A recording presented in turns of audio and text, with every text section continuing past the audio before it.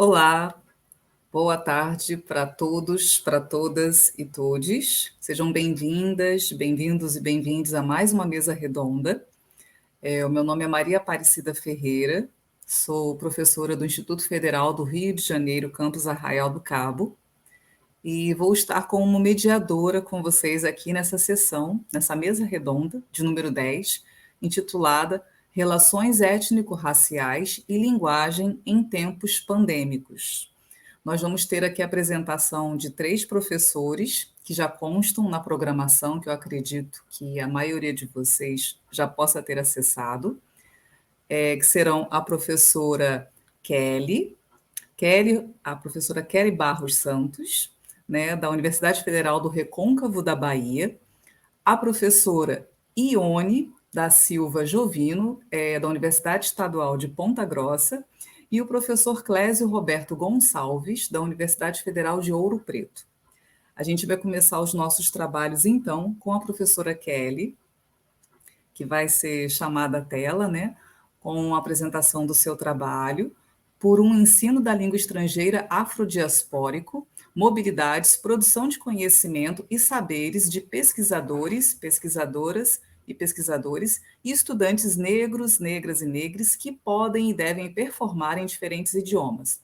A professora Kelly é uma professora, deixa eu me achar aqui, gente, são muitos arquivos. Ela é doutora em Língua e Cultura pela Universidade Federal da Bahia, professora adjunta de Língua Inglesa da Universidade Federal do Recôncavo Baiano da Bahia, Baiano da Bahia foi ótimo, né?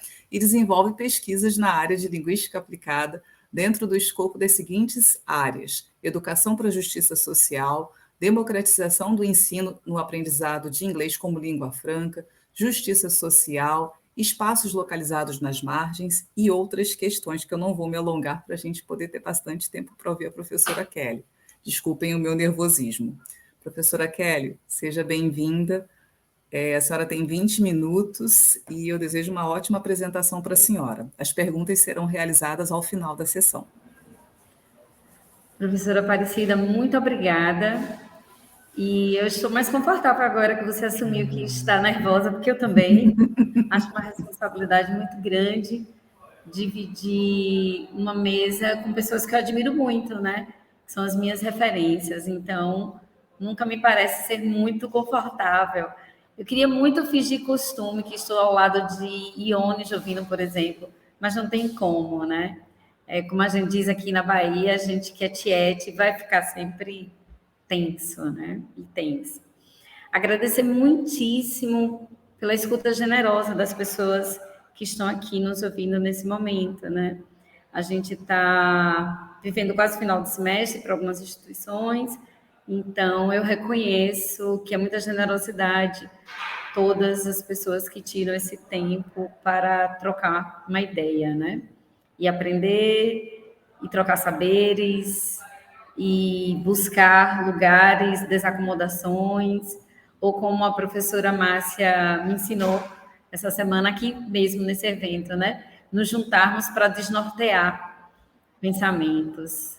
Eu queria falando em desnortear pensamentos, eu queria iniciar minha apresentação já provocando as ouvintes e os ouvintes nesse momento, assim como eu me provoquei para chegar até o título dessa fala, né? Por um ensino de língua estrangeira afrodiaspórico, mobilidades, produção de conhecimento e saberes de pesquisadores e estudantes negras que podem e devem performar em diferentes idiomas. Vocês vão entender o meu deve performar daqui um pouquinho. Eu gostaria de iniciar a apresentação fazendo as seguintes perguntas de reflexão, de retórica, e aí eu gostaria que vocês pensassem um pouco nessas perguntas. Quero justificar a escolha do meu slide. O verão já chegou na Bahia, isso é tema de música e carnaval, já chegou o verão, calor no coração.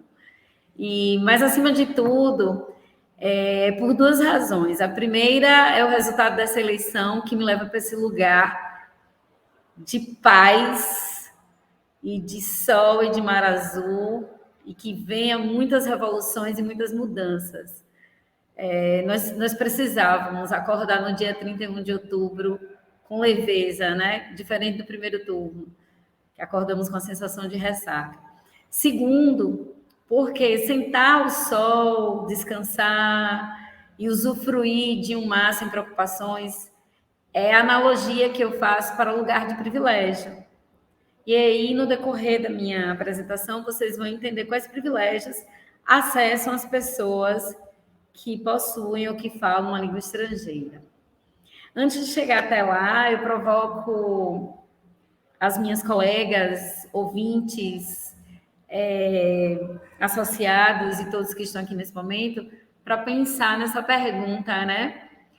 O fatídico ditado, eles não aprendem português, quanto mais inglês. Quem são eles nessa frase? Porque esse sujeito, ele existe. Na verdade, essa metáfora cruel, ela tem um endereço, que é a periferia. Ela tem um endereço, que é a escola pública. Uma escola pública que, no meu fazer político, e no meu território, e de onde eu falo, essa escola pública é ocupada por corpos negros. Então, eles, esse sujeito que tem que ser excluído. E eu determino quem eles serão. Eu já determinei. Eu já disse para que eles vão ser, né? E aí eu queria também que vocês se perguntassem. Esse ditado, ele é dito dentro do contexto da escola privada? E aí eu queria também que vocês se perguntassem o seguinte: Joãozinho, que está lá no curso de idioma super caro, é certo que ele vai falar inglês, que ele vai falar espanhol, alemão, só porque ele já está matriculado numa escola privada? Eu tive alunos e alunas que estavam em escolas caríssimas, que eles não desenrolavam ali na língua. Mas, no entanto, não era dito para eles, ou você não vai aprender. Você mal sabe português, menino. Por que não é dito dentro desse espaço, né? Eu sempre tenho dito que é um golpe político neoliberal de dizer que eles são incapazes. Como foi dito para mim, você é incapaz, você não vai aprender. Como é dito, olha, é uma trama tão bem arrumada que acaba que o aluno da escola pública acredita. Afinal de contas, são mais 70 anos ouvindo, né? Essa inabilidade da periferia. E aí eu estou falando de um construto social e histórico, né? Esse determinismo do insucesso desse lugar periférico, né? E preto. Então, assim, esse estudante da escola pública, ele passa a acreditar nesse processo de incapacitação. No entanto, para o estudante da escola privada, ainda que ele e ela não tenham habilidade linguística, não é dito para eles porque eles estão num lugar de privilégio. Isso é privilégio. Não dizer para mim, não baixar minha autoestima acadêmica é um privilégio. Assume-se que esse indivíduo privilegiado é capaz. Próximo. E aí o golpe político, ele vem de várias formas, né? De várias formas, né? E inclusive vem através do grande vilão, né? Que é o verbo to be. E esse golpe, e eu digo neoliberal, foi escrito e bem armado ao ponto de nossas crianças, nossas meninas e meninos do ensino público, repetirem isso aí e naturalizar essa incapacitação, né? E aceitar que está tudo certo, que o verbo to be está bom. E é isso. E viramos essa grande piada. Essa é a verdade, né? E quando vira piada, vira no descrédito. E aí eu descredibilizo a capacidade desse corpo negro e periférico de aprender qualquer coisa. Onde é que isso vai culminar, né? Próximo. Culmina aí, por exemplo, Idioma Sem Fronteiras, uma política cheia de boas intenções, ela era, né? Era uma forma de nós dizermos naquele momento que nós também fazíamos ciência, né? E e uma política criada para que pudéssemos fazer os deslocamentos para outros espaços acadêmicos internacionais, levando a nossa capacidade de pesquisar e de desenvolver, e trazer também de volta para as instituições, né, de origem. Rovênia Borges identifica o eles dessa figura aqui, que eu quero que vocês olhem com muito cuidado, né? Quem são os corpos que ocupam essa imagem. E aí, ela, jornalista, pesquisadora, funcionária do MEC por muito tempo, minha colega, ela escreve vários artigos sobre o Idiomas Sem Fronteiras e principalmente determinando o perfil desse sujeito que goza desse programa. E ela chega a esses números aí, né? De que ela é composta de homens brancos, de renda per capita média, alta e oriundos do ensino privado. Para eles não foi dito que eles só vão aprender o verbo to be, tá, gente? E para eles foi oportunizado, né? Eu vou fazer um fio condutor para que a gente entenda como é perigoso repetirmos que o estudante da escola pública não precisa de inglês, espanhol, português, enfim. E como é perigoso se nós, professores de língua estrangeira, não desmontarmos o golpe político, né? Próximo. Próximo, Davi. Obrigada. A BPN publicou esses números sobre o ensino superior em 2017, né? E aí, através da pesquisa do INEP, a gente pode perceber quem está ocupando as cadeiras da pós-graduação, né, das nossas instituições. Então, estão nessas cadeiras homens brancos, 13%, 13.198 homens, né? Em 2017, hoje esse número deve ser maior. Mulheres brancas, 10 mil, e mulheres negras, 3%. A gente se pergunta por quê. Precisamos pensar qual é o processo de seleção da pós-graduação. E um deles, né, o que está aí na lista desse processo, é a língua estrangeira. E se pensarmos que muitas mulheres negras não tiveram acesso à aprendizagem de língua estrangeira, e pensarmos que para elas também foi dito que elas não seriam capazes de aprender uma língua estrangeira. Aí você se pergunta, mas muitas ingressaram, estou sendo otimista, mas essas mulheres ingressaram no ensino superior, por que elas não estão aí na pós-graduação? Então, a gente precisa pensar nisso. Pensar quais processos me levam para a pós-graduação. Primeiro, eu preciso fazer um mestrado. Seleção de mestrado tem uma prova de língua estrangeira. Após o mestrado, eu preciso fazer um doutorado, que também pede 2 provas, né? 2 línguas estrangeiras.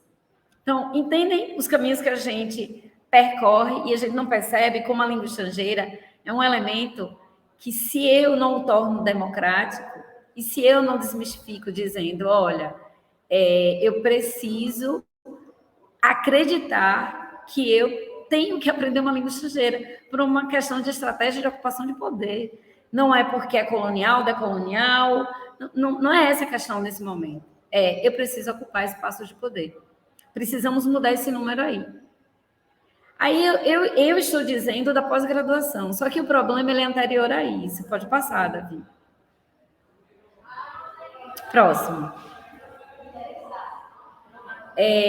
Eu trouxe essas imagens, né? Pós-graduandos questionam o inglês para estudar em Portugal, né? A gente já sabe todo o processo de hegemonia da língua, nós entendemos que está posto, mas esse questionamento, depois, se puderem ler a matéria com muita calma, é exatamente daqueles estudantes que não tiveram acesso ao aprendizado, né? Obviamente, hoje, felizmente, a gente tem aí várias estratégias de sobrevivência e democratização do ensino, que veremos daqui a pouco. Mas o que eu quero colocar é, se está posto que a língua estrangeira é uma condição para estarmos em lugares, precisamos desmantelar esse golpe de dizer que é uma língua colonial, então, logo, meus estudantes da periferia não precisam. Eles não são capazes. Precisamos urgente desmantelar isso para que os nossos e as nossas estudantes tenham bolsas de estudo internacional. Próximo, Davi. para que possam estar em vários lugares próximos da vida. Daqui a pouco eu volto para isso aí um pouquinho. Para que possam concorrer a programas como esse de jovens embaixadores. Então, eu trouxe essa matéria porque aqui na Bahia, esse menino que vocês estão vendo aí, Léo, que está com essa camisa de super-homem, eu achei muito simbólico ele aparecer na foto com essa camisa, porque eu conheço a história de Léo, conheço a narrativa dele e como ele ligou uma chave quando ele foi selecionado da primeira vez para ser jovem embaixador e ele não tinha conhecimento nenhum em inglês para entrevista, por exemplo. E como nós montamos um projeto de urgência para que esse menino pudesse ali adquirir um conhecimento e que habilitasse ele para voltar para o processo, né? O que eu quero dizer com isso, pode voltar um pouquinho, Léo, para o anterior? Davi, I'm sorry. O que eu quero dizer com isso é que a gente precisa pensar o ensino de língua estrangeira em geral, a partir do que a justiça social prega, né? Para a mobilidade acadêmica, para ocupar espaço. Não somente para dizer, olha, eu tenho essa habilidade. Não, eu estou falando desse processo de que se nós não desmantelarmos esse golpe, vai culminar em ausências. Ausência desses corpos na pós-graduação, na graduação, em programas. Então, a gente precisa pensar ensino de língua estrangeira a partir do termo justiça social. Eu ainda ouso em dizer reparação histórica também, já que foi dito o tempo inteiro para a periferia que ela não ia aprender, né? Próximo, Davi.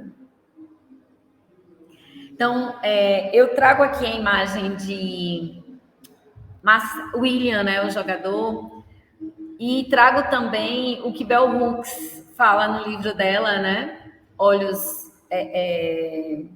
Educação Transgressiva, né? E aí ela coloca esses 3 termos para falar de aprendizagem de língua estrangeira no capítulo 11 desse livro, né? Que é interessante aprender língua estrangeira enquanto ferramenta política, emancipatória. Por quê? Eu vou falar um pouco dessa imagem do jogador William. Ele estava numa coletiva, né? Respondendo a perguntas dos jornalistas, e ele já jogou pelo Manchester United, e nessa época ele estava no território britânico, jogando para o time, e quando a jornalista faz a pergunta para ele, uma moça pergunta, você quer que eu traduza? Você quer que eu responda? Quer que eu lhe ajude? E ele fala, não precisa, eu posso responder. Para mim foi muito simbólico aquele momento. Era como se ele dissesse assim, você não vai tomar essa voz, eu posso falar de mim. Deixa que de mim eu falo. E de onde que saiu a suposição dessa moça, dessa jornalista, que ele não sabia falar inglês? Qual foi a estética que determinou para ela que o William era incapaz de falar inglês, uma vez que ele já estava morando num território onde a língua estrangeira era a língua inglesa? Será que não é o mesmo julgamento de eles não sabem português, quanto mais inglês? Será que não partiu daí, ainda que essa moça fosse de uma mídia estrangeira? Então, eu acho que a gente precisa muito questionar, exercitar o olhar, né, como diz Bell Hooks em Olhares Negros, quebrar, interromper esse ciclo e pensar nessa segunda língua como uma questão de poder. Sim, de poder que eu falo é de ocupação de território, né?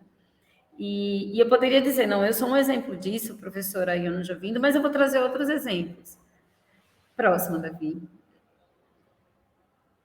Próximo. Então, eu trago esses exemplos e aí para dizer que a questão de língua estrangeira ela antecede até a pós-graduação, né? Esses estudantes são daqui do Recôncavo Baiano. Eu tenho muito orgulho desse projeto. Minha amiga, minha colega Roberta, ela faz parte desse projeto. É um projeto que recebe verba privada para a escola pública, chamado Criativos da Escola. É um projeto de tecnologia. Logo, essas meninas e esses meninos precisavam ter ali qualquer conhecimento de língua inglesa. E eles se empenhavam muito em buscar esse conhecimento de língua inglesa para poder participar. Até porque criou-se já uma tradição de que esses estudantes eles ganham esses prêmios com frequência. E a gente percebe que foi essa habilidade com a língua, né, que permitiu isso. Esses são os números dos estudantes da escola, também aprovados no Enem de 2020. E aí, quando essa aprovação saiu, que nós comemoramos muito, eles confirmaram, registraram isso, né? Eu tinha medo de não passar por conta de inglês, e hoje eu tenho medo de não passar em qualquer prova por conta de matemática. Então, é muito bom colocar... É muito bom ver onde é que uma autoestima linguística leva nosso estudante, né? E de como desmantelar esse golpe político de incapacitação da escola pública é importante, né? Próximo, Davi. Próximo. E aí eu trago também o projeto da professora Cristiane Landulfo, que está aqui na Lab, que é uma mulher que eu admiro muito, é uma mulher que é muito propositiva para a escola pública, porque diferente das pessoas que dizem eles não aprendem, Cristiane Landulfo, ela quer e deseja que essas jovens aprendam para ocupar lugares. Eu trago também aí esses meninos e meninas que estão na escada, que participaram de um intercâmbio, onde a língua espanhola era fundamental para o intercâmbio, com a professora Maiana, assim como o inglês, e ela tem um projeto de leitura com aquele livro ali. Trago a professora Ayala Tudi, que é uma mulher incrível e que montou a própria empresa, o próprio negócio. Eu peço que vocês depois acessem o Afrodiaspora Connect. É um curso de inglês que hoje tem seu lugar aqui na Bahia. E eu trago a Ayala exatamente com essa fibra que ela está aí na formatura dela, porque a Ayala representa o poder que ela adquiriu através do acesso de uma língua estrangeira. E é um poder outro, não é esse poder de ir para a Disney. Eu quero que vocês olhem para a imagem dessa mulher negra e percebam que é uma questão de mobilidade, que é do que eu trato no meu resumo. Pode passar, Davi. Estou me encaminhando para o final. Eu faço essa citação sempre porque, às vezes, a gente fica esperando uma mudança muito grande, quando, na verdade, a gente pode começar a fazer políticas caseiras. E essas políticas caseiras, elas podem vir através dos projetos de extensão. Mas o que a gente precisa é democratizar esse ensino, esse aprendizado de inglês, né? Então, aqui na minha universidade, nós temos alguns projetos de extensão com a escola pública em relação à língua estrangeira, mas que a gente ainda precisa desgourmetizar esse ensino. Eu percebo isso no meu fazer diário, né? Para que a gente passe a fazer com que esses estudantes olhem para a prova do Enem, e aí eu já não estou falando mais de ensino ensino língua cultura, ensino de espanhol para não ser aculturado, para não ser... Não, eu estou falando de ensino subversivo, de aprender para ocupar, né? Isso é democratização de acesso, né, à língua. Próxima, Davi. Entre essas extensões, nós temos uma extensão aí no pré-vestibular Steve Biko. Eu acho muito icônica essas duas imagens. A primeira porque esse mapa que vocês estão vendo com a imagem de Steve Biko, ele está na parede do pré-vestibular, que é uma parede de barro. Não por acaso, esse pré-vestibular para a periferia, para jovens da periferia de Salvador, ele está no Pelourinho.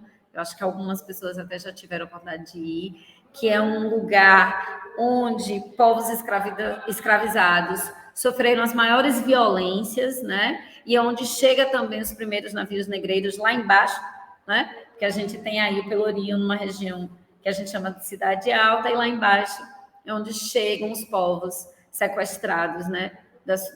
Dos seus territórios.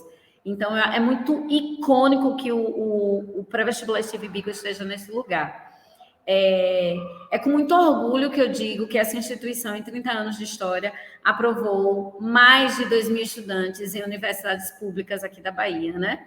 Na estadual e na federal.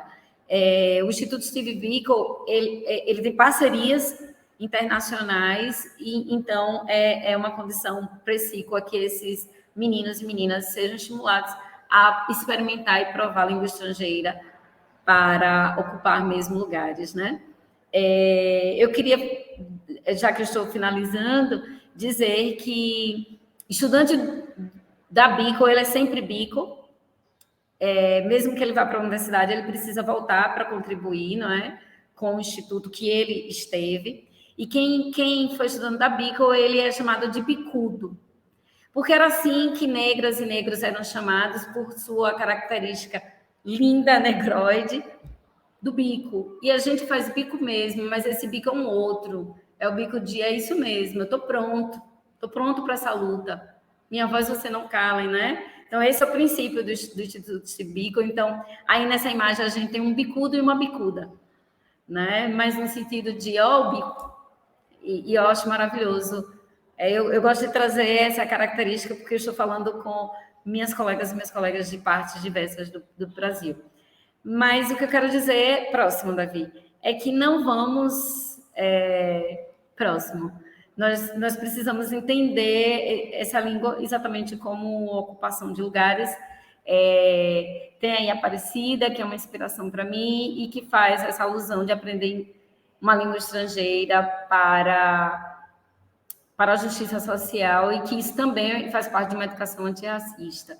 E se essa é uma educação antirracista, ela precisa ser coerente, ela não pode ter discursos excludentes como esse de eles não aprendem, né? E para terminar,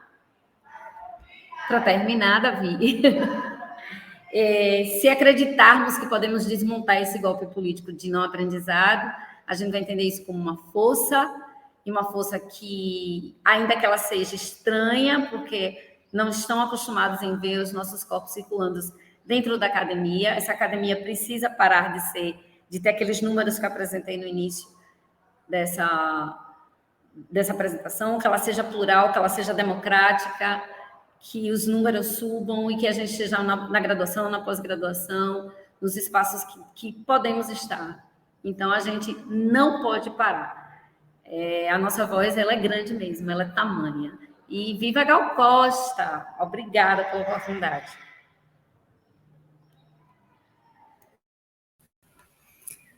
Obrigada, professora Kelly. Nós é que agradecemos essa apresentação tão rica, tão linda, assim, tão motivadora, para a gente pensar um monte de coisa bacana e que certamente a gente vai poder conversar um pouquinho mais daqui a pouco. Agora a gente vai ter a alegria de receber a professora Ione da Silva Jovino, que é da Universidade Estadual de Ponta Grossa. A professora Ione possui graduação em Letras pela Pontifícia Universidade Católica de São Paulo, mestrado em Educação pela Universidade Federal de São Carlos e doutorado em Educação e estágio de pós-doutorado também em Educação nessa mesma universidade.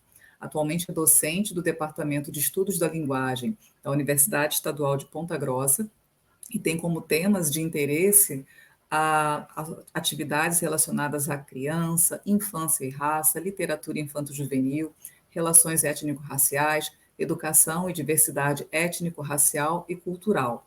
O trabalho que a professora Ione vai apresentar para a gente hoje tem por título Praxis das Africanidades no Ensino de Línguas e Literaturas. Seja bem-vinda, professora. A senhora tem 20 minutos e vamos apreciar o seu trabalho. Obrigada, professora Aparecida.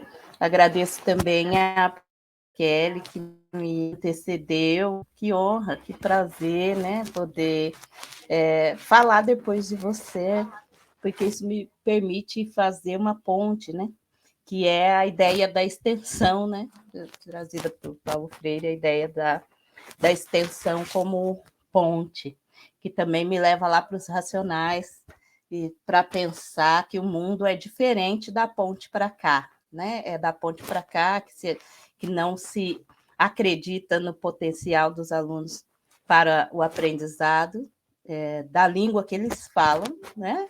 Da língua materna, que seria o português, pensando em alunos brasileiros e que estudam em escolas não indígenas, porque se forem indígenas aí pode ter outra visão de língua materna, e que também se duvida que possam aprender línguas estrangeiras. Nesse sentido, nosso trabalho dialoga, mesmo sem ter estabelecido isso previamente, né? Então, brevemente, eu gostaria de conversar com vocês a partir, então, de projetos de extensão e de ensino e também de pesquisa que a gente tem feito aqui na UEPG a partir de dois grupos de estudos e programas de extensão, que são o NUREGS, que é o Núcleo de Relações Étnico-Raciais, Gênero e Sexualidade, e também o Laboratório de Estudos do Texto. E, mais recentemente, também um coletivo de estudos e ações indígenas, o CEAI. Mas o que eu venho trabalhar na perspectiva racial negra é como a gente tem utilizado o conceito de africanidades no plural, para pensar essa ponte, né, entre a extensão, a universidade, os projetos de ensino e a escola. Nesse grupo de trabalho, especialmente com duas professoras, a professora Lígia Paula Couto e a professora Letícia, a gente tem pensado como a gente pode potencializar, né? Quais conceitos podem nos ajudar a potencializar a nossa prática. Em busca disso, lá em 2011, eu e a professora Lígia começamos um projeto PIBID, né, um projeto de iniciação à docência, para o ensino de língua espanhola, nas escolas públicas aqui de Ponta Grossa. Começamos trabalhando com o ensino médio e depois com o fundamental. Infelizmente, no meio desse caminho, a gente teve aí golpe, né, que tirou o espanhol da grade curricular, né, com possibilidade de ser obrigatório, mas a gente seguiu com esse projeto até 2014, e a partir de 2014 eu comecei a trabalhar com o ensino de língua portuguesa no PIBID, e trabalhamos até 2017.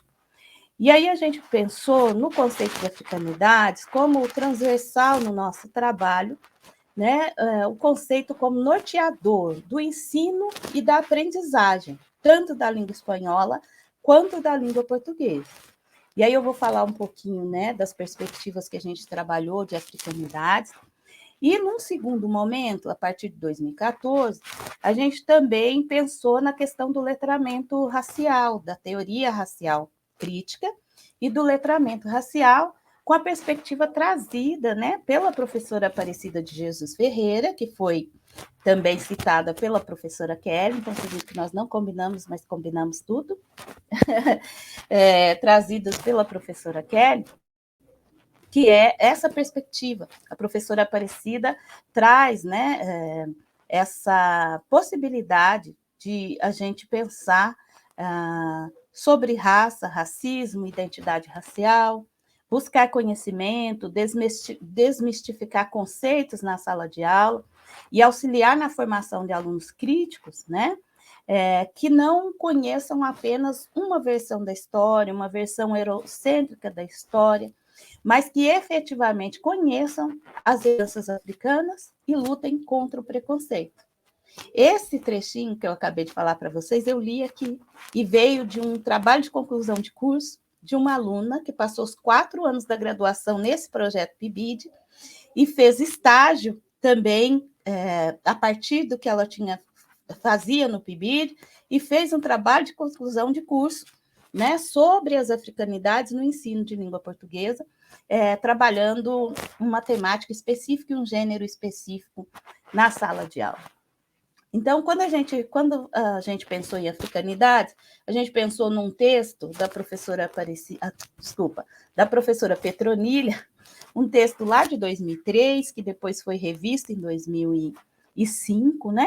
E, basicamente, a professora Petronilha trabalha com a ideia de africanidades como aquilo que existe na cultura brasileira, mas que tem herança africana.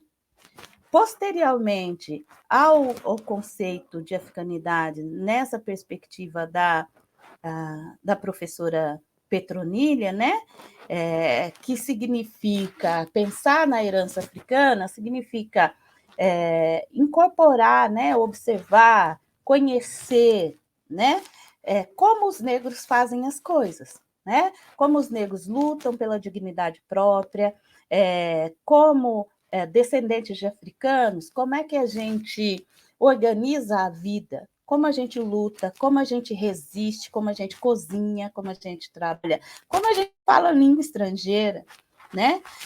Tudo isso nessa perspectiva, sempre fazendo a ponte com o que a gente tem de herança africana. A gente conheceu posteriormente aos textos da professora Petronilha, um texto do professor Henrique Cunha Júnior, que fala que as africanidades são formas de a gente considerar os acervos do passado, transformados no presente, quanto às formas materiais e imateriais. Então, de novo, a ideia de uma herança africana na cultura brasileira. Depois, ainda em termos de conceito, né, antes de chegar na parte prática, falar um pouquinho para vocês como é que a gente trabalhou com isso, criando uma praxis de africanidade, a gente trabalhou também com o conceito de africanidades na perspectiva que o professor Kabengele Munanga discutiu. Né? Ele tem um texto interessante, de 2014, no qual ele vai retomar a história desse conceito de africanidade e dizer que o termo africanidades, no plural, nasce com o termo africanidade, no singular, que começou a ser usado em 1940, né, por africanistas, criadores da revista Presença Africana, em Paris, né, e que eles utilizavam esse conceito de africanidade, né, para designar uma identidade negro-africana, resumidamente, né? Então, uma identidade negro-africana que teria esse nome de africanidade. No entanto, esse conceito chega ao Brasil no singular, e aí o Kabengele até faz uma brincadeira no texto dele, ele diz que os primeiros a utilizarem no Brasil foram o Cunha Júnior e a Petronilha, e que ele não foi avisado porque eles passaram a usar no plural. E aí, africanidades passou a designar, então, essa herança africana na cultura brasileira e não mais a questão da identidade negro-africana. Né? Então, é nesse sentido que a gente utiliza. Né? E aí, a partir desse conceito, a gente tem o objetivo, né, de, no ensino de língua portuguesa e no ensino de língua espanhola, dar ênfase à produção, ao conhecimento e à história e cultura afro-brasileira, africana, afro-argentina, afro-equatoriana, né? E também deslocar, de certa forma, né, desobedientemente, o ensino de espanhol só a partir de uma perspectiva de um espanhol falado na Espanha. Então, muitas vezes, quando a gente ia falar desse trabalho, né, nos eventos, nos congressos, estudantes e professores de espanhol se surpreendiam com a informação básica de que existe um país africano que fala espanhol, que é a Guiné Equatorial. Né? A gente também realizou pesquisas que nos levaram, por exemplo, a partir do conceito de africanidade, um ex-aluno nosso trabalhou com contos em língua espanhola, contos do Equador, de Porto Rico, da Costa Rica, da Guiné Equatorial, com a presença de um elemento, que era a presença da figura de Anansi, ou Anansi, que é a figura mitológica de um homem-aranha, que é dono de todas as histórias.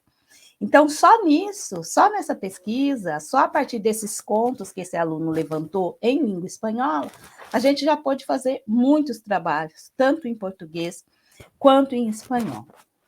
Bom, depois desses conceitos, né, de africanidades, do conceito de letramento racial crítico, a gente chegou também num texto da professora Selma Maria Silva sobre uma praxis da africanidade.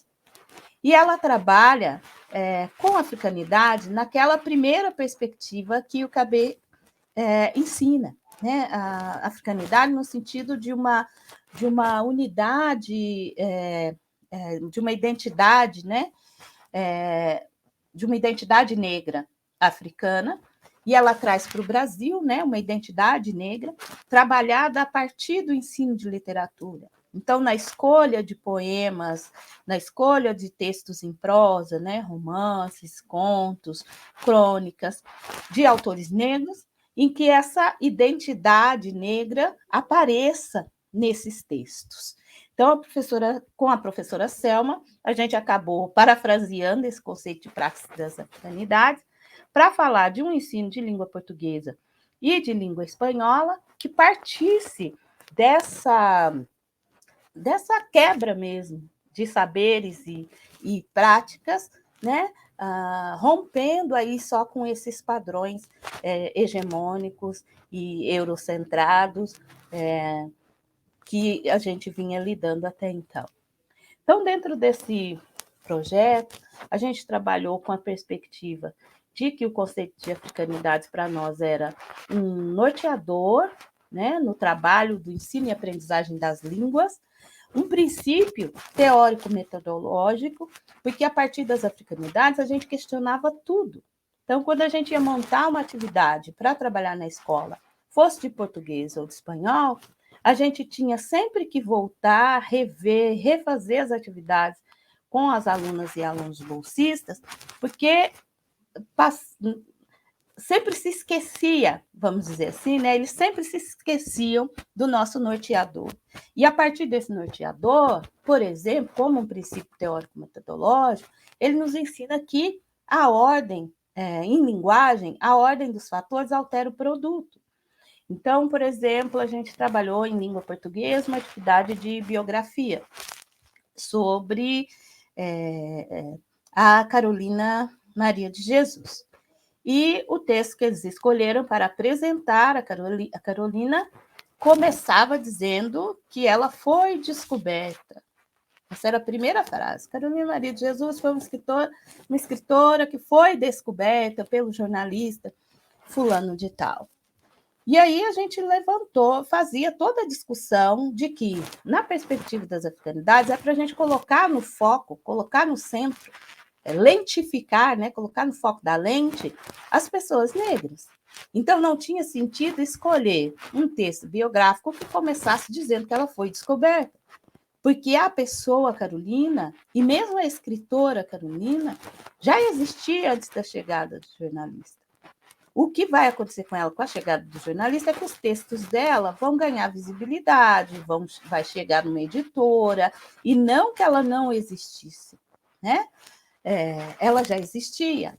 Então, era preciso escolher outro texto, era preciso adaptar esse texto. Outras coisas que a gente pensava era que, em termos de metodologia, por exemplo, era necessário, uma obrigação, né? Você romper estereótipos. Então, nenhum material que fosse levado para a sala de aula podia, sob hipótese nenhuma, depois não ia adiantar fazer um vídeo e colocar no Reels, dizendo que, né, pedia desculpa, que não tinha se atentado, porque no nosso caso a gente tinha que se atentar, né, e não levar textos para a sala que repetissem estereótipos. E mais que isso, quando a gente trabalhava, por exemplo, a partir do livro didático que já existia na escola, uma das nossas tarefas também era questionar esse livro em termos de estereótipo.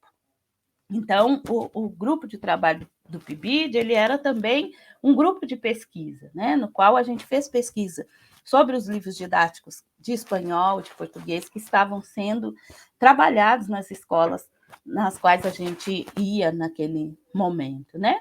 Isso era muito importante para perceber, por exemplo, no livro didático de espanhol que a gente analisou, embora a gente não tivesse estereótipos clássicos de representação, a gente tinha alguns estereótipos embutidos, né? Por exemplo, na representação do jovem, ele não aparecia como bandido, mas ele só aparecia como jogador de futebol.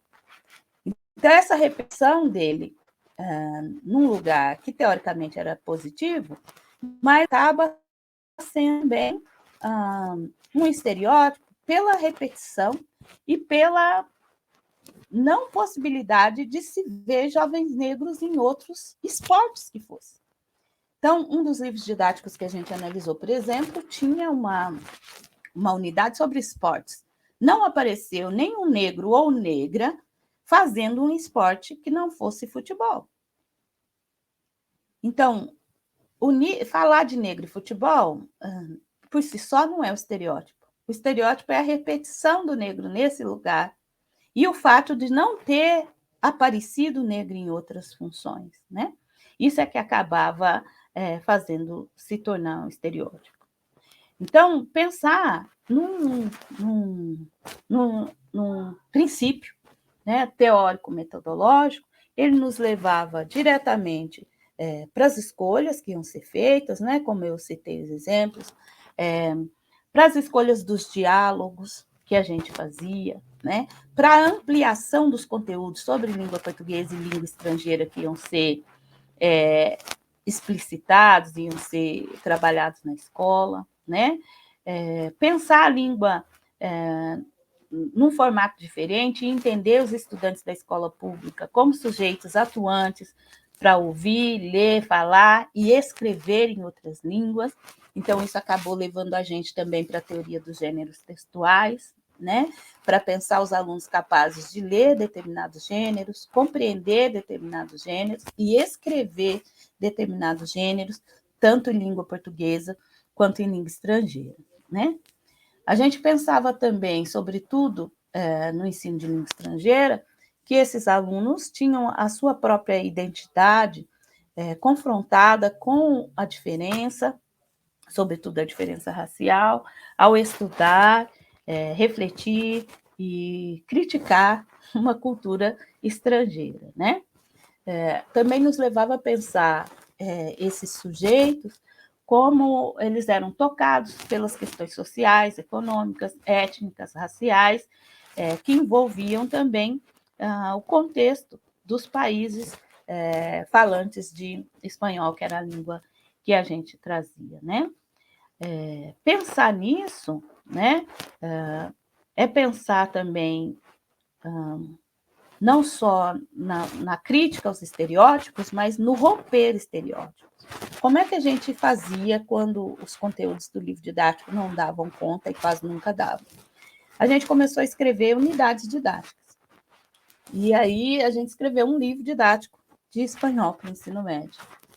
E, não satisfeitos, a gente escreveu um segundo livro didático de espanhol para o ensino médio, na perspectiva das africanidades. Então, desde o design gráfico do livro, a capa pensada a partir dos adinkras, o volume 2, o símbolo 2, foi pensado a partir dos IBG, né? Os orixás gêmeos, do candomblé. Todos os textos tinham que ter um trabalho sobre africanidades, a gente tinha uma centralidade em, por exemplo, se era o tema da unidade era histórias de vida, então necessariamente tinha que ter história de vida de pessoa negra. Pensar nas imagens de pessoas negras que não fossem só pessoas famosas, né, artistas ou jogadores, né, também de pesquisadoras, pesquisadores, escritores, escritoras, né, para trazer para as unidades. Pensar, por exemplo, nas questões de africanidades dentro de países falantes de espanhol, então trazer questões de africanidades na Argentina, no Equador, na Colômbia. Então, tudo isso aparecia ali nas unidades dos dois livros, né, que a gente trabalhou. Bom, a gente começou a buscar referências, né? Chegou a trabalhar um pouco também com o conceito de interculturalidade, com o conceito de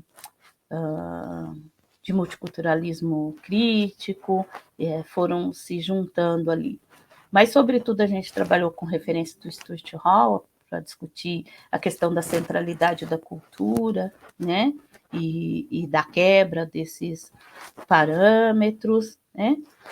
A gente trabalhou com a ideia de uma competência intercultural, né, no ensino de espanhol. A gente fez um trabalho com as alunas e alunos, já caminhando aqui para o final da minha fala, de discussão crítica dos documentos, né, que estavam em vigor naquele momento, como parâmetros, orientações curriculares nacionais, as diretrizes que tinha aqui no estado do Paraná, e sempre buscando, né, se esse documento falava alguma coisa das questões raciais e que a gente pudesse aliar ao nosso estudo, né? o estudo da Lei 10.669, da lei em si não, mas das resoluções, né, que trabalhavam relacionadas à lei, como Parecer 3/2004, Resolução 1/2004, do Conselho Nacional de Educação, e a gente chegou, então, a um princípio básico, né, a partir do Parecer 3/2004, que o nosso projeto, né, ele deveria conduzir a compreensão de que a sociedade é formada por pessoas que pertencem a grupos étnico-raciais distintos, que possuem história e cultura próprias, igualmente valiosas, e que, em conjunto, constrói a nação brasileira e sua história. Isso está lá no parecer. E também ao conhecimento, à valorização da história dos povos africanos, da cultura afro-brasileira na história brasileira. Então, em geral, era isso. Para finalizar, eu queria dizer que tem ainda muita coisa, né, para ser trabalhada, mas que foi só o que a gente trabalhou a partir desses conceitos, a partir de 2011 a 2017, isso gerou em torno de 8 trabalhos de conclusão de curso, 2 dissertações, muitos artigos, muitos capítulos de livros, 2 livros didáticos, né? Tem muita coisa para fazer, mas eu penso que a gente deu ali um primeiro passo e tem colhido muitos frutos, né? Tem alunos que estavam na graduação de 2011 a 2014, que já fizeram mestrado, que já fizeram doutorado, que estão dando aula em universidades e têm mantido essa praxis das africanidades nos seus estudos, na sua prática em sala de aula. Então, eu acho que só isso já valeu a pena, né? Essa luta, que é luta, não é briga, né? Luta. Todo dia a gente está em luta por esse princípio, esse indicador, né? E para a construção dessa praxis das africanidades. É isso. Muito obrigada. Espero vocês no diálogo daqui a pouco.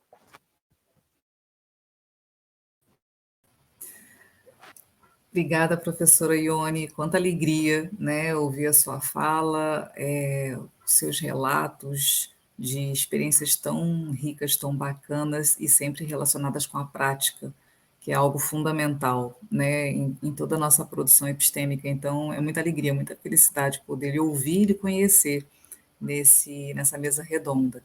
E agora a gente se encaminha para a nossa terceira apresentação e última, para depois a gente poder ter esse momento para a conversa e tirada de dúvidas, né? Em que a gente vai ouvir o professor Clésio Roberto Gonçalves, que é da Universidade Federal de Ouro Preto. O professor Clésio é pós-doutor em Língua e Cultura pelo Programa de Pós-Graduação em Língua e Cultura da Universidade Federal da Bahia. É doutor em Linguística pela Universidade de São Paulo, com estágio de doutorado sanduíche em Linguística na Faculdade de Letras da Universidade do Porto. Universidade Federal de Minas Gerais. As principais áreas de interesse do professor Clésio tratam da linguística aplicada, língua portuguesa, sociolinguística, geolinguística, letramento crítico-racial, relações étnico-raciais, e o título do trabalho que ele vem apresentar para a gente hoje é Linguagens, Sobrevivências e Relações Étnico-Raciais. Professor Clésio, o senhor tem 20 minutos e a fala é sua. Muito obrigada. Muito obrigado, professora Maria Aparecida, a quem eu já agradeço aí pelas palavras. Eu gostaria de iniciar minha fala agradecendo a comissão organizadora pelo convite, na pessoa da professora Claudiana Alencar. Gostaria de cumprimentar as professoras Kelly Barros e a professora Ione Jovino, que, aliás, torna-se para mim uma grande responsabilidade nessa sequência, depois de falas tão potentes. Agradecer aqui aos intérpretes, né, João e Grace, que torna, assim, possível e mais diversa a nossa comunicação. Eu peço, então, ao David ao Davi, a quem eu agradeço enquanto técnico, a exposição, então, dos slides, para que assim eu já consiga, a partir do recorte realizado, dar sequência na minha fala. A nossa mesa intitulada Relações Étnico-Raciais e Linguagem em Tempos Pandêmicos. Só um momento aqui.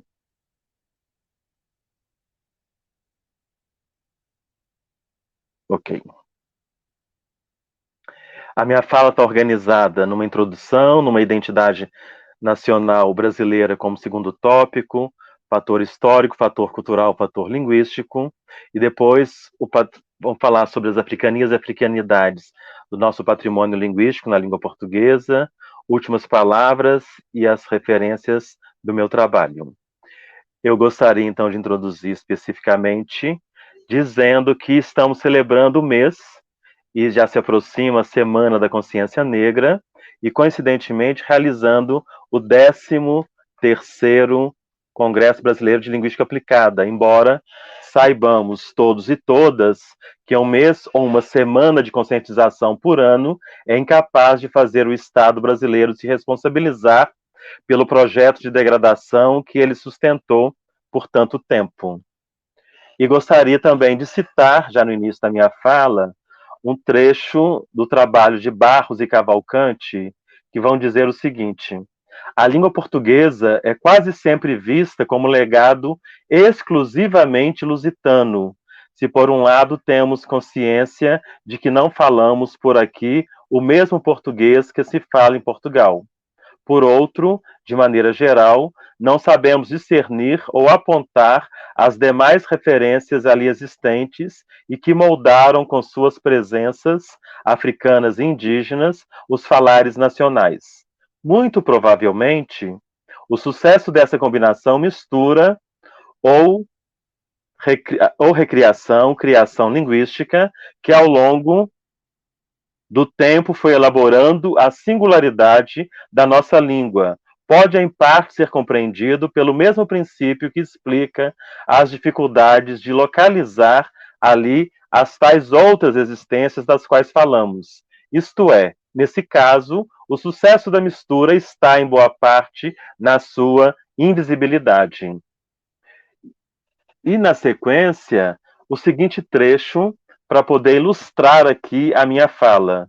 Mas essa dificuldade em localizar referências não ibéricas na língua portuguesa pode ser lida de outra forma.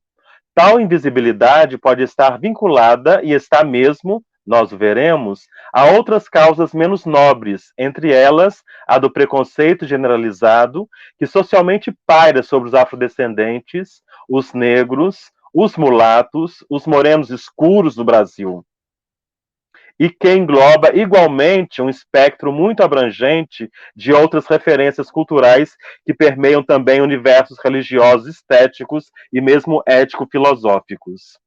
Embora citados aqui termos, no meu entender, preconceituosos como mulatos, morenos escuros, na fala dos pesquisadores no artigo de 2006, mais à frente eu gostaria de retomar essa questão.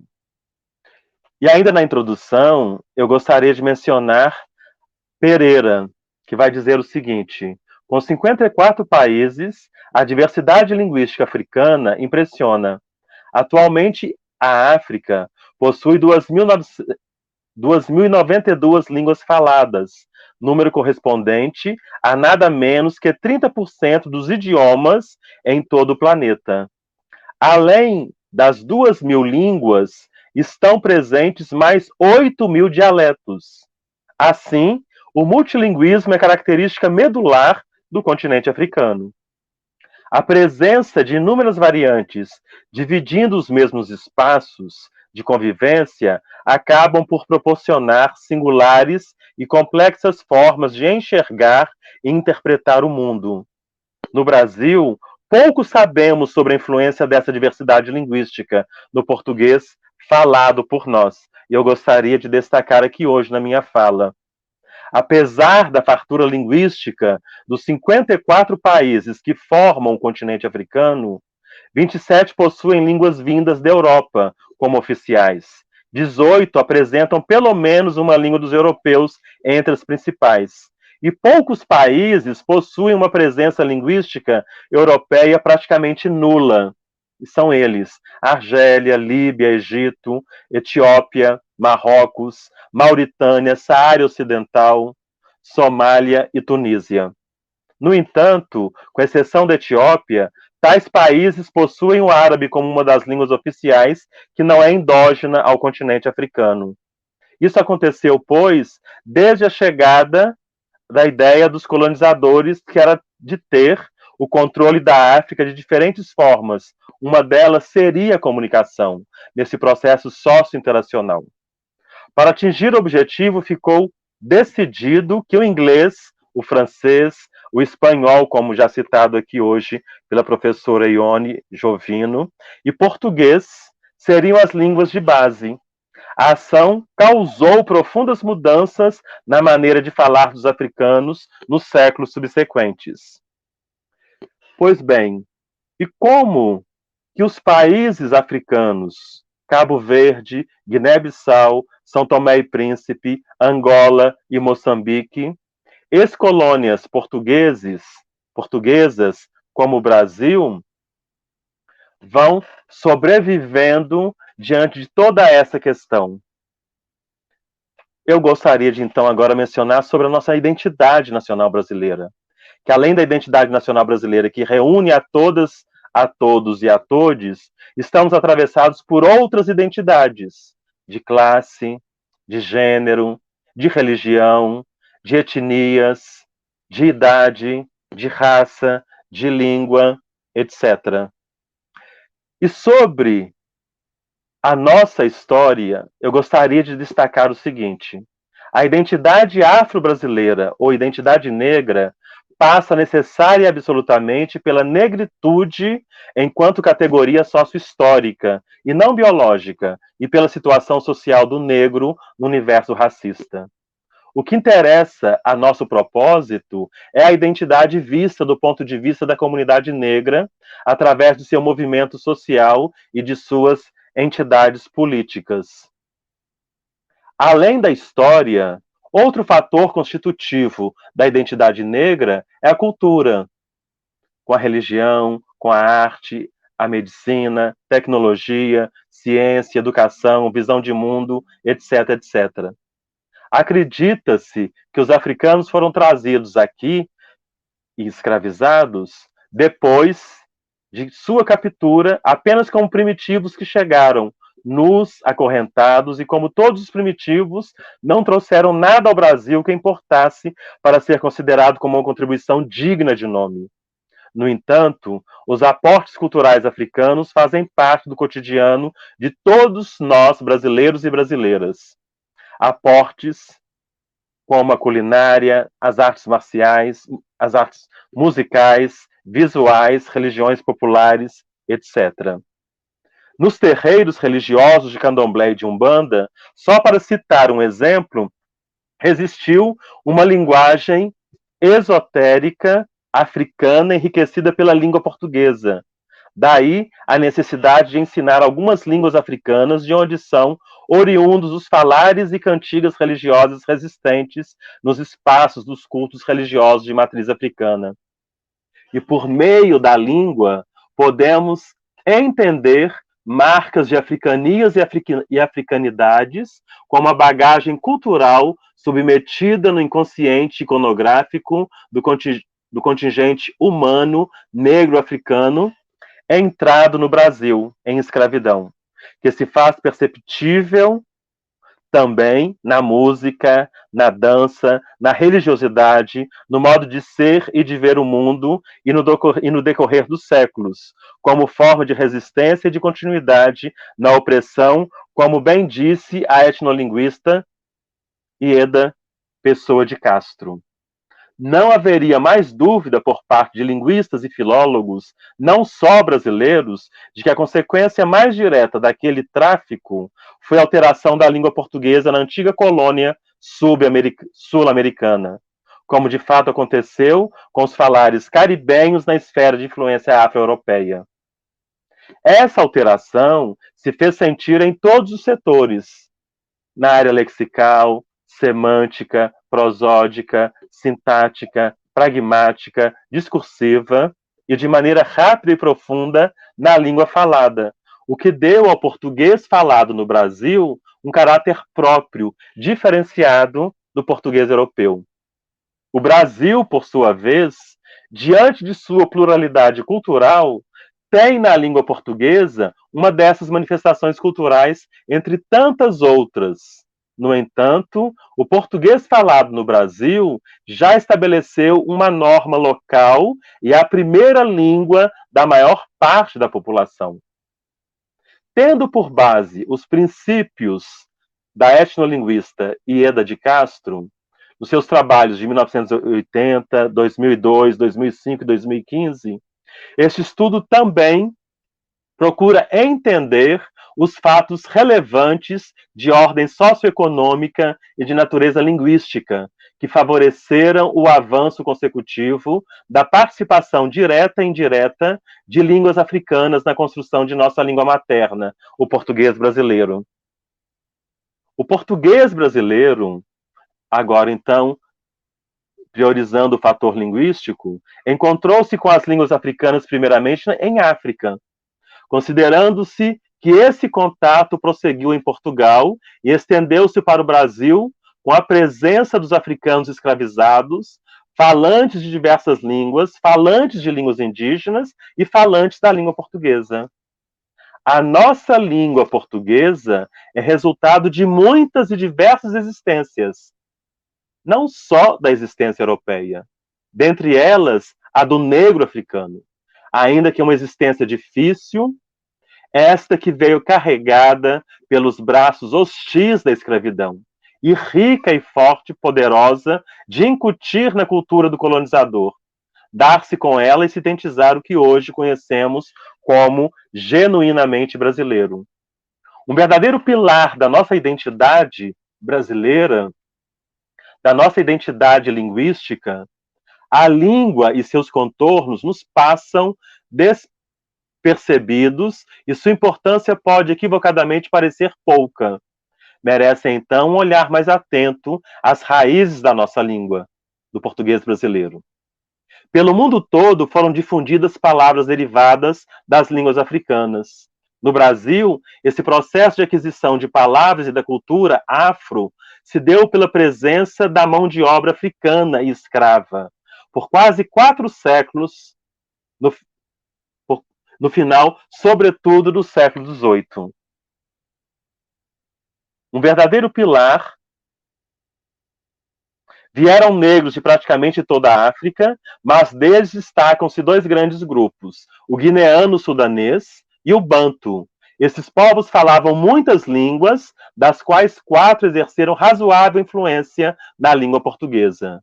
Do primeiro grupo, podemos mencionar o Yorubá, ou Nagô, Nigéria, e o Ewe e o Jeje, de Benin. Do segundo, o Kibundo, de Angola, e o Kikongo, de Congo. E aí nós vamos tratar, então, das africanias e africanidades na língua portuguesa, a partir do patrimônio linguístico que temos constituído. Muito rapidamente, eu selecionei alguns exemplos apenas, na área das divindades, conceitos e práticas religiosas, como Oxalá, Ogum, Iemanjá, Xangô, Pombagira, Macumba, Axé, Mandinga, Canjerê, Gongá ou Congá, e na área de comidas e bebidas, quitute, vatapá, acarajé, caruru, munguzá, quibebe, farofa, quindi, canjica e possivelmente cachaça. Em outras áreas, como os topônimos, Caxambu, Carangola, Bangu, Guandu, Muzambinho, São Luís do Quitunde, Cacimba, Quilombo, Mocambo, Murundu, Senzala.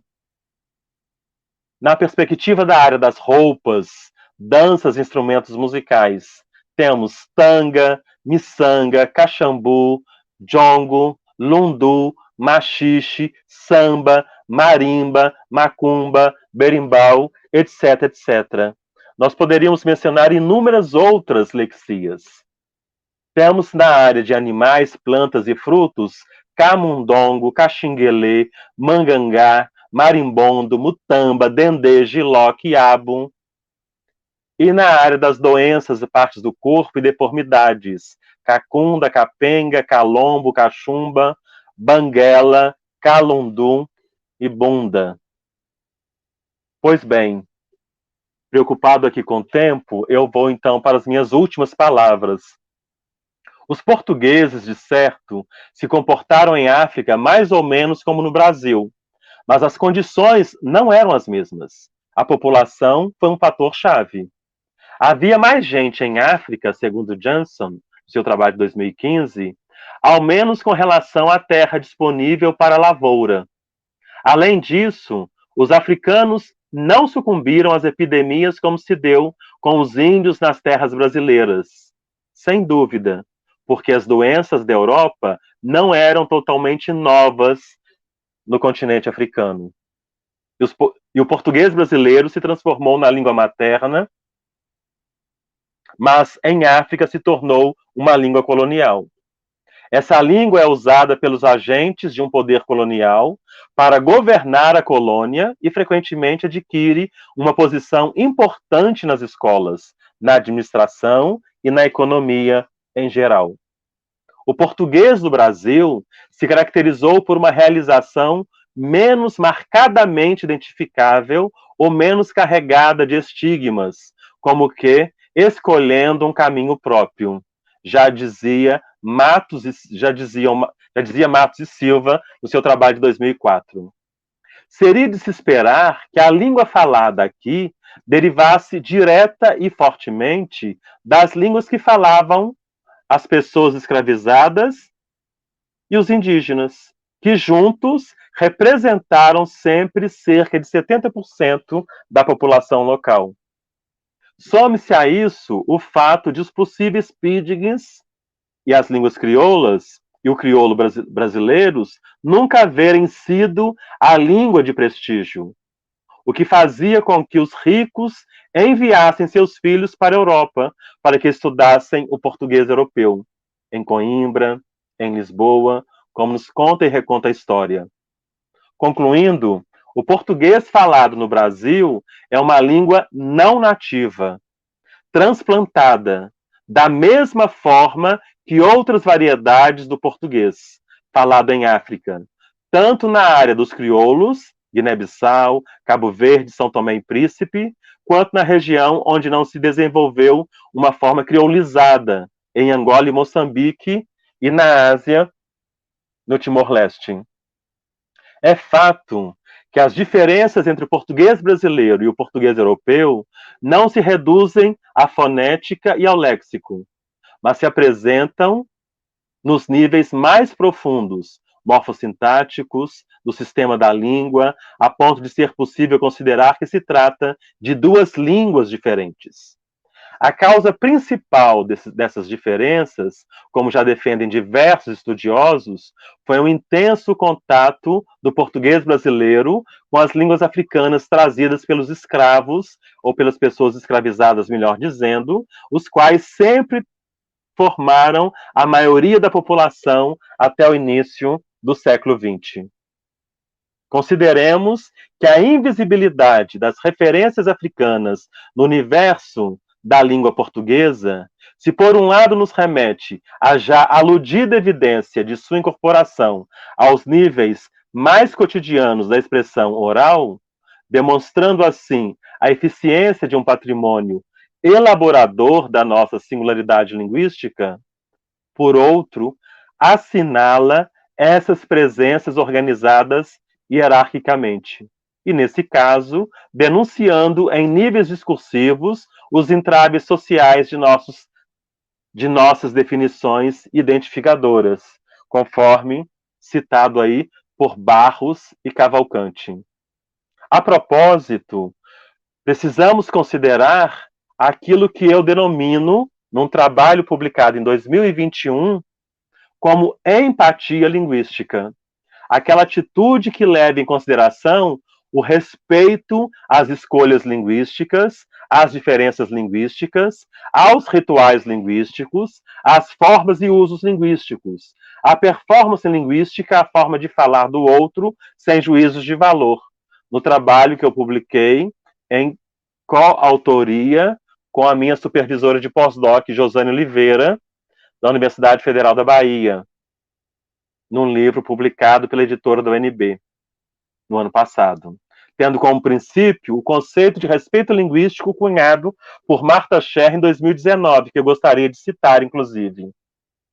O respeito linguístico é a convivência harmoniosa entre as diferentes formas de falar, seja no plano das diferenças entre as línguas, seja no plano das diferenças entre as variedades no interior de uma mesma língua. As diferenças linguísticas, em qualquer plano, incluindo o social, caracterizam grupos de falantes e são mecanismos identitários. Então, o respeito linguístico implica a capacidade de ouvir o outro com seus traços característicos, sem emissão de julgamento de valor, sem brincadeiras de mau gosto, sem piadinhas, sem o imperioso desejo de mudar a fala do outro, sem silenciamento da voz do outro, sem preconceito, sem intolerância, sem bullying. Já dizia, lá em 2019, a professora e pesquisadora Marta Scher.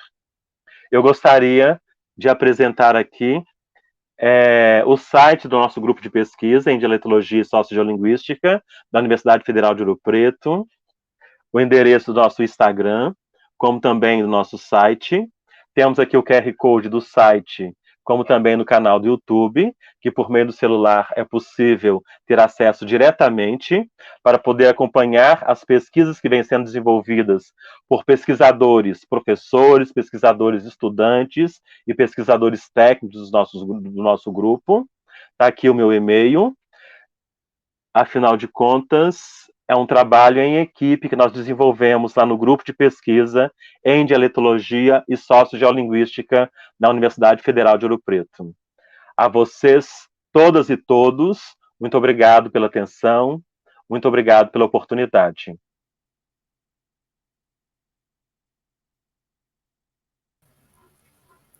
Muito obrigada, professor Clésio. E Eu que agora a agradeço. gente pode ter aquele momento gostoso para a gente poder conversar um pouco sobre os trabalhos, né? E até mais tranquilos e mais suavizados, que todos já apresentamos, então já passa aquela tensão toda. E o público gostou bastante de todos os trabalhos, né? Eu, inclusive, aprendi muito, anotei aqui várias coisas e citações e teóricos muito importantes para continuar nos meus estudos. E vou começar trazendo aqui uma pergunta que foi orientada para a professora Kelly, que alguém perguntou, e aí me foi encaminhada aqui, que seria a seguinte dúvida, professora Kelly: quantos estudantes já fizeram parte desse instituto que você realizou sua pesquisa?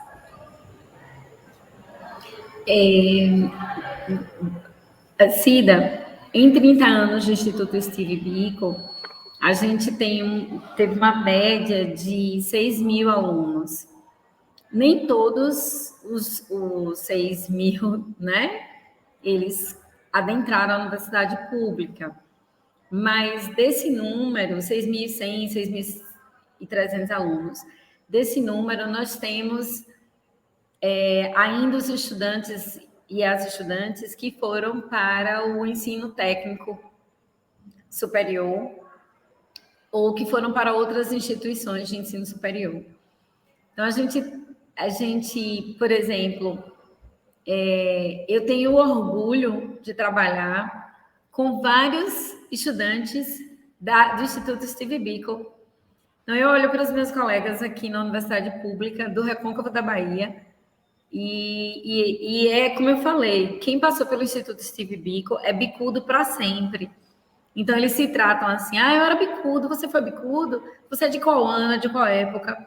Então, aquele número que eu apresentei de 2.000 estudantes, ele foi revelado agora porque o Instituto Steve Biko recebeu uma premiação da Prefeitura de Salvador pelo serviço que presta em toda essa trajetória de 30 anos. E aí, esse número ele deve ser um pouquinho mais, mas a gente tem outros números do qual eu não trouxe dessas pessoas que foram para esses lugares. E aí, só para encerrar, o último reitor do IFB baiano, ele foi bicudo, né? Então, ele foi aluno daquela instituição e aí ele volta nesse lugar. Maravilha, professora Kelly. Inclusive, eu estou falando professora, professor, né, por uma questão de reconhecimento, mas também acho que a gente pode se tratar de maneira mais informal, como eu Sim, falei, né? Podem me chamar de Cida, Cida. por favor, para a gente ficar de um jeitinho mais assim à vontade aqui, né? E eu achei muito importante na sua fala, Kelly, quando você chama atenção para as ações caseiras, né? Como parte, inclusive, desse projeto contra esse discurso neoliberal, que é isso, né? O neoliberalismo vai sempre buscar essas ações mais amplas e as ações caseiras que estão aí no nosso cotidiano e que às vezes a gente não valoriza devidamente, e ali é que está a semente, que está toda a potência que a gente deveria, talvez, prestar mais atenção, é que são os exemplos que vocês trazem que são fundamentais. Para a professora Ione, temos uma pergunta também aqui maravilhosa, né? Que eu concordo totalmente com a pessoa que escreveu, é a Dileia Aparecida Martins, que falou assim, professora Ione, eu quero todos esses materiais, onde eu encontro? E a senhora respondendo, eu vou tomar nota também, porque eu também quero todos esses materiais, por favor. Os livros didáticos a gente pode liberar, né? Eles têm acesso gratuito, mas tem que escrever para a gente, aí a gente manda o link. Me acha pelas redes sociais aí com o nome Ione Jovino. Meu e-mail também é ionejovino e @uepg, que é o nome da universidade.br, ionejovino@uepg.br, mas me achando pelas redes sociais, eu passo o e-mail e dá para mandar o livro. Agora, os TCCs e as dissertações que foram orientadas sobre essa temáticas, que foram orientadas por mim, estão no blog do NUREGS, que é o nosso Núcleo de Relações Étnico-Raciais, Gênero e Sexualidade. Então, NUREGS, NUREGS, NUREGS. No blog do NUREGS tem as publicações por ano. Então, tem os TCCs, os links para os TCCs e dissertações que a gente orientou. E colocando, assim, PIB de africanidades, também na internet, vocês vão achar aí um monte de artigos e de resumos expandidos, né, que a gente apresentou. Mas me procurando nas redes também, eu mando os links, encaminho as coisas. Maravilha, eu estou super aqui de acordo com a Dileia, né? Porque eu também fiquei muito encantada, e inclusive quando você citou, né, o exemplo envolvendo a professora, a escritora Carolina Maria de Jesus e a fala da descoberta da escritora, eu imediatamente pensei em toda a nossa narrativa colonial, né? Da descoberta desse território que já era povoado, que já tinha história, que já tinha civilização. Então, a constante repetição dessa narrativa colonial, que se a gente não se atenta, que se a gente não contesta, como você mesmo explicou, né, rompendo com esses estereótipos, a gente continua reverberando essa narrativa, mesmo com a presença desses corpos indígenas e negros nos materiais e nas reflexões. Então, é uma tensão constante. Para o professor Clésio, eu queria trazer uma pergunta, professor. Você já pensou em, de repente, não sei se você já faz essa leitura, essa reflexão, considerar abordar também alguma perspectiva junto a Lélia Gonzalez e o conceito de americanidade, português, existe essa possibilidade, ou fugiria um pouco ao seu escopo de interesse, ao seu recorte teórico? Obrigado, Cida Ferreira, pela sugestão e, sobretudo, pelo toque, no sentido de que o trabalho da Lélia Gonzalez, que para nós é muito caro, ele vem sendo desenvolvido não só no GPDS UFOP, que é o grupo de pesquisa em dialetologia e sociogeolinguística, mas, sobretudo, na relação que o nosso grupo de pesquisa tem com o NEABI-UFOP, que é o Núcleo de Estudos Afro-Brasileiros e Indígenas da UFOP, que eu estou atualmente na condição de coordenador do NEABI-UFOP. E nesse núcleo, no NEABI-UFOP, lá sim nós temos diversos pesquisadores, sobretudo professores de outras áreas, não necessariamente da nossa área letras, mas sobretudo da área da história, da área da museologia, da área para poder trabalhar a questão do patrimônio, da questão do território, das africanias e africanidades a partir de Lélia Gonzalez, mas a fundamentação teórica que a gente vem implementando está diretamente ligado à dialetologia e sociogeolinguística, e, sobretudo, à sociolinguística histórica. Mas, é óbvio, sendo preto que sou, e reconhecidamente preto, não vou deixar, em hipótese alguma, de citar a intelectualidade negra do nosso país. Sobretudo as mulheres intelectuais negras que fazem parte da construção do nosso país, cientificamente falando, e que por muitas vezes é apagada, que muitas vezes é desconsiderada. Obrigado aí pela provocação. Eu que agradeço, professor, porque eu também concordo que às vezes a gente tem as nossas afinidades teóricas, né, que acabam nos direcionando para uma determinada leitura e não para outra, né? Mas para a gente finalizar aqui a nossa mesa, infelizmente, né, que está tão gostoso conversar e ouvir as experiências e reflexões e pesquisas de vocês, temos aqui também uma pergunta da professora Joana Plaza Pinto, e aí eu queria apresentar a pergunta para vocês três, né? E aí vocês vão respondendo, pode até ser na sequência das apresentações. A professora Joana faz a seguinte pergunta: gostaria de saber se as pesquisas de vocês enfrentam resistência dentro da universidade ou se vocês acham que os interesses e respeito por abordagens raciais críticas aumentou. A gente pode tentar seguir a sequência da professora Kelly, professora Ione e professor Clésio. Antes de nos encaminharmos para o final, porque aí eu deixo que os colegas encerrem, Cida, agradecer por sua mediação, pela gentileza, o nome mediação muito bem colocado para você. Obrigada, viu? Agradecer à professora Glenda pelo convite, elogiar, porque o formato do evento está muito bonito, né? Uma coisa assim super tecnológica, e aí deixa aí um legado, né, para a próxima direção que vem e um desafio de manter. Então, agradecer mesmo. Glenda sabe que foi um convite muito especial e me colocar com vocês, né? Com Cida, com Clésio, que tem um trabalho lindo, professor Ione, que é musa. Então, muito bom agradecer. Em relação à resistência dentro da universidade, eu aprendi, assim, a duras penas, que a gente tem que criar veja bem, há uma diferença, tá?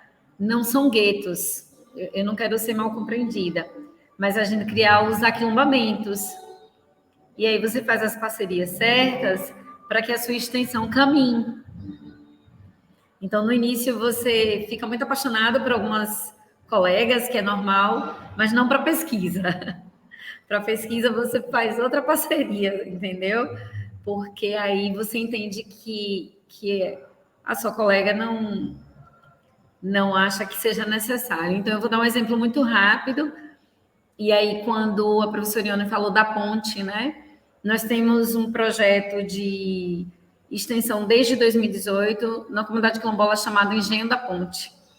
Então a gente brinca, vamos atravessar a ponte, mas não é fácil, porque não tem transporte da universidade pública, não tem financiamento, não tem bolsa, e eu tenho certeza que isso vai fazer parte do passado. Vamos caminhar juntos e muito em breve vai ser um pouco menos dolorido atravessar essa ponte. Então, eu acho que as dificuldades maiores é estrutural, né? Desse sucateamento que a universidade pública sofreu durante esses 4 anos e essa tentativa de desmantelo. Então, eu acho que a resistência maior é essa.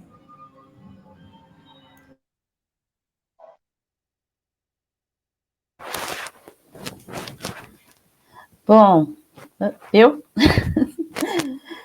creio que Kelly já disse tudo, né? Acho que tem resistência ainda, mas tem aí os grupos, os aquilombamentos que a gente faz e consegue romper, né?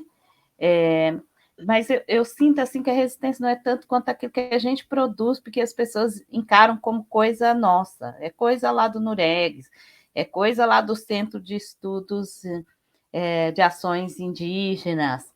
Mas quando a gente tem que fazer, por exemplo, discussão do currículo, aí a coisa muda de figura. Acho que a resistência é maior, porque aí, para mexer no currículo, você tem que mexer no quinhão das pessoas. E aí aparecem discussões do tipo, mas colocar uma disciplina de literatura negro-africana, isso diminui o espaço da literatura portuguesa. A gente não pode abandonar os cânones. Como assim vamos substituir literatura brasileira por literaturas de língua portuguesa? E aí eu vou ter que trabalhar com tudo que foi produzido em língua portuguesa? Quer dizer, eu vou ter que sair de Brasil e Portugal e vou ter que trabalhar literatura moçambicana? Então, quando a gente faz discussão sobre currículo, o bicho pega, porque a pesquisa e a extensão as pessoas entendem como coisa minha, né, como coisa lá dos nossos núcleos, mas aí tirar espaço da literatura, tirar espaço da linguística, da diacronia, para pensar num português, aí não, entendeu? Aí o bicho pega. Aí a discussão aí é briga mesmo, não é só luta, não, é luta com briga. Acho que é mais aí nessa seara que é mais difícil mexer. E a gente tem, assim, só para fechar, alunos que estão cada vez mais interessados, assim, vindos dispostos a pensar sobre essas questões, e a gente que está falando curso de letras, mas mesmo em outros cursos, os alunos têm vindo, assim, com demanda para conversar sobre essas temáticas, para ter disciplinas sobre essas temáticas, e têm reivindicado isso nos mais diferentes cursos. E aí eles, exatamente, Kelly, eles fazem a diferença e a gente vai seguindo. É isso.